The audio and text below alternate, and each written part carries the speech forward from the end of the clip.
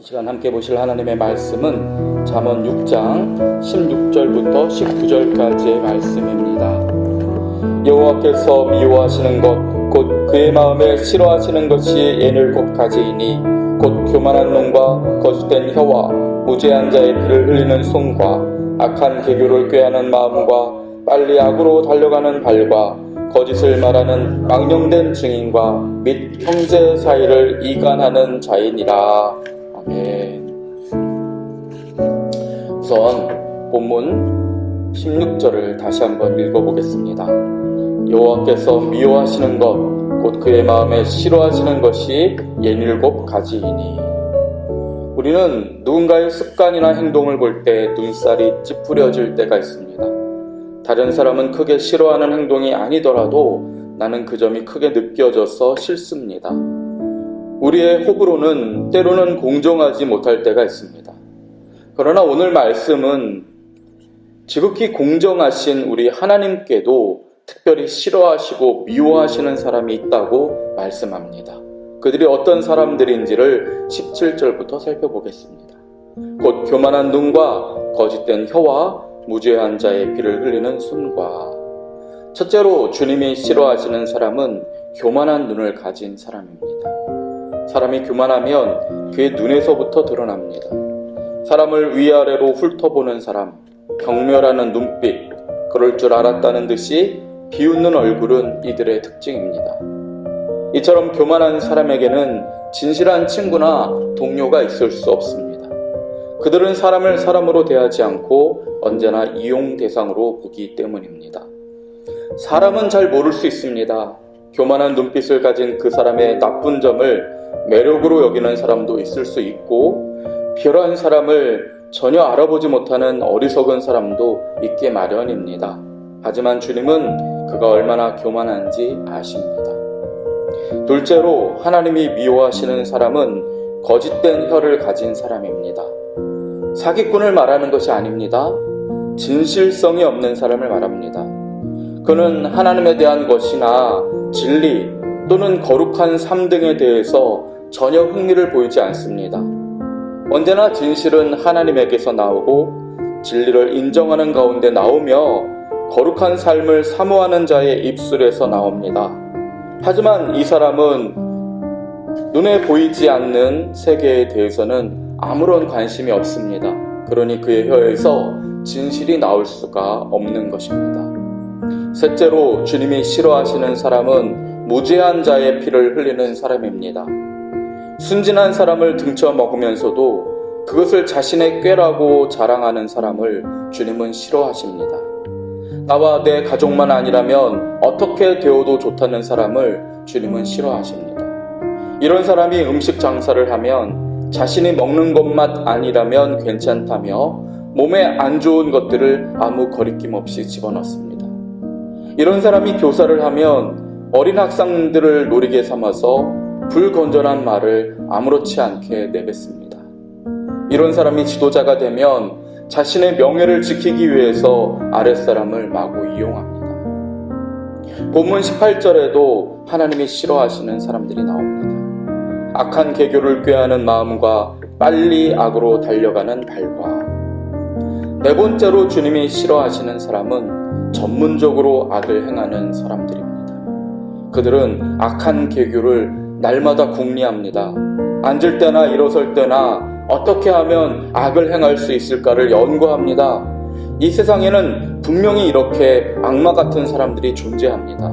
이들은 사탄의 하수인입니다. 그들은 하나님을 믿지 않습니다. 죽음 이후의 심판도 믿지 않습니다.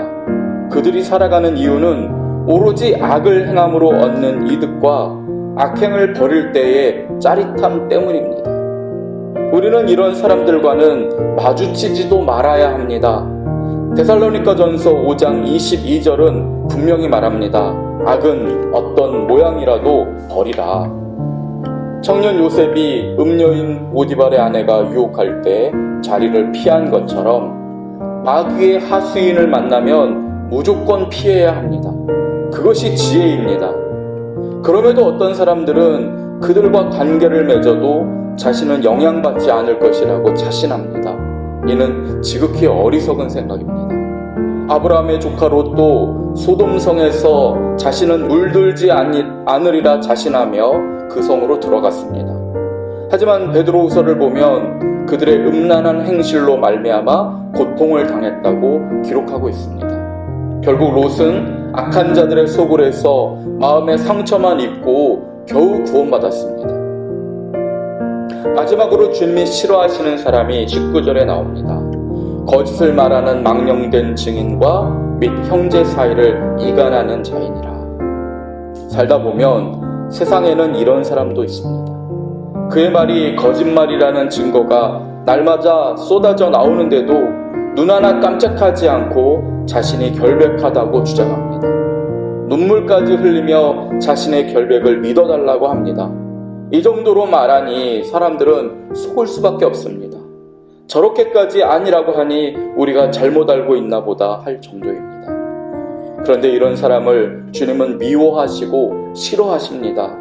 왜냐하면 마귀의 자식이기 때문입니다. 예수님께서 이들에 대해서 폭로하신 말씀이 요한복음 8장 44절에 나옵니다.